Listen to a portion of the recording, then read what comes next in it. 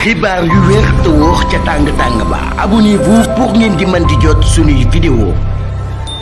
jërë ngeen jëf ci ànd ak ñun ci chaîne bi di Buzz 221 HD dañu ñëw ak yéen ci li gën a fës ci xibaar yi ci semaine bi ñu génn. commune de Thilmakha nekk ca département bu Tivaouane ñoom ñi daan nañuy lancé projet de construction de site industriel du pôle régional de Thiès loolu yi nag ñu daan koy def ci disposition agence pour la promotion des sites industriels APROSI mu nekk nag ab superficie bu toll ci 300 hectares. cérémonie bi ki ko présidé di directeur général de APROSI Amadou Guèye ñoom ñi nag mbir ma nga xew samedi ñaar fukki fan ak juróom-benn ci weeru juillet atum 2025 moom mi nag mi ngi sant bu baax a baax premier pas bu am solo bi nga xam ni daan nañ koy def daal di koy jëmale ci mbirum concertation de la stratégie nationale d'industrialisation en appelant que des études de faisabilité et une mobilisation des financements suivront le projet s'inscrit dans la vision Sénégal 2050 ba tey loolu ñu wax ni kon daal ñu daan koy jaarale ngir développer territoire boobee bu baax a baax daal di exploiter richesse bi nga xam ne daan nañ koy am rawatina ci wàllum mbay ak wàllum minière ak sax pastoral.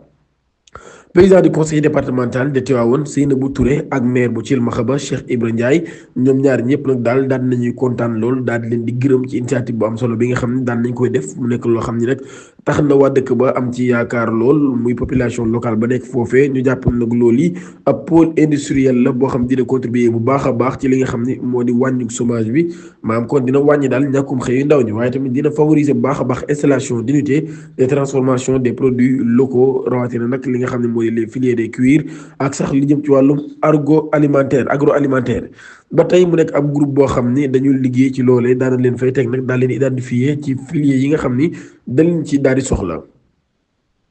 dañu génn politique ñëw ci sport laata ñuy dellu si waat ci politique Jackson Junior daal di nay daan ki nga xam ni moo di Bombardier daal di fay yamale sax carrière am.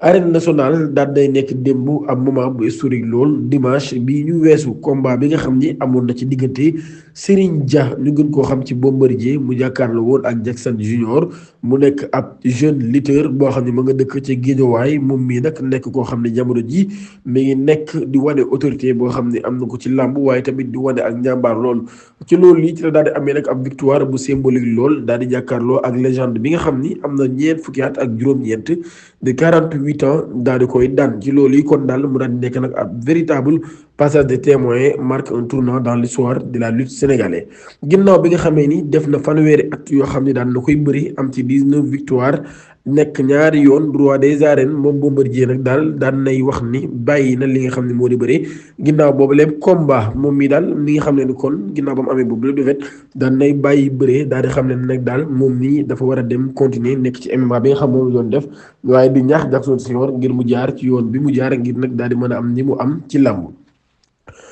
ñu génn ci mbirum làmb daal di ñëwaat ci politique réforme du conseil constitutionnel Amadou Anne daal di nay plaider ngir nag ab priorité aux urgences sociales moom mii ab intervenant la ca émission bi nga xam ne moom la ñuy wax en vérité Amadou Anne nekk coordonnateur de la cellule d'analyse et de prospective de l'APR moom mi daan nay xam ne nag daal réserve yi mu am ci opportunité de réforme yi nga xam ne conseil constitutionnel daan na koy am ginnaaw ab contexte socio-économique boo xam ne bu day waar lool moom jàpp na nag daal débat institutionnel bi ñu daal di koy dafay détourner attention bi nga xam ne nag moom la ñu war a am ci priorité yu ñu am dëgg-dëgg waaye moom nii mi ngi joxañ baaraamu tuuma li nga xam ni moo di dund gu métti gi nga xam ne dafa nekk sax di yokk waaye nag ñàkk gi nga xam ni ñàkk nañ ko 30 000 employés ñëpp nag nekk ay jeunes waaye nag loolu yi moom mi ngi xam ne nag daal ak supprimé gi nga xam ni supprimé nañ ko ay bourses yu sécurité familiale yi ngir nag lu jëm ci ay famille yu bëree bëri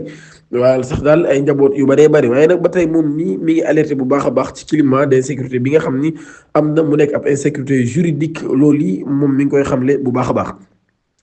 moom Amadou Anne ba tey mi ngi woote nag ngir da ñu daan def ay effort ngir nag soxla yi nga xam ne dañ koo am mu nekk daar